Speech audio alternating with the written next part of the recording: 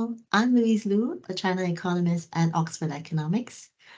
Today, we're going to talk about the different kinds of rebalancing that we've been seeing in China. Now, for context, one of China's longer-term economic challenges has been its ability to transition successfully away from an investment-led growth model towards consumption. So, macro rebalancing, if you like. But because investments have stayed quite persistently high at above 40% of China's GDP over the last 2 decades, and that is one of the highest ratios in the world, it would seem to many observers that there have been very little signs of successful rebalancing in China.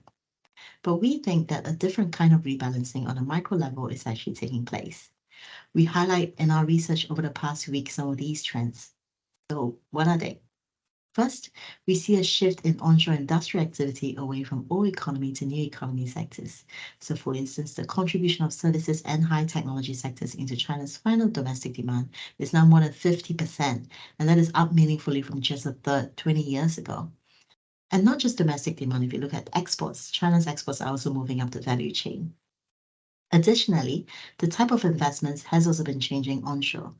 Infrastructure investments, for instance, they're turning greener. They're also potentially more productive. That could shift China's commodity demand towards more consumer-focused energy and commodity sources, such as gasoline, natural gas, and nickel.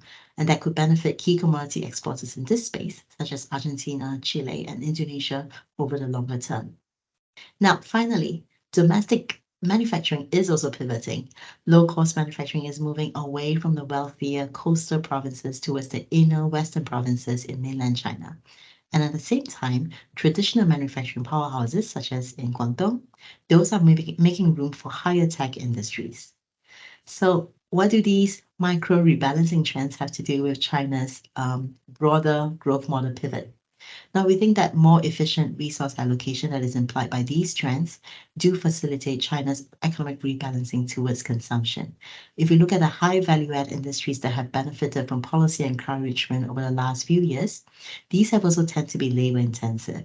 So that would help support household income growth over the medium term and in turn provide a structural uplift to consumption. Thank you, and please do get in touch if you would like to discuss.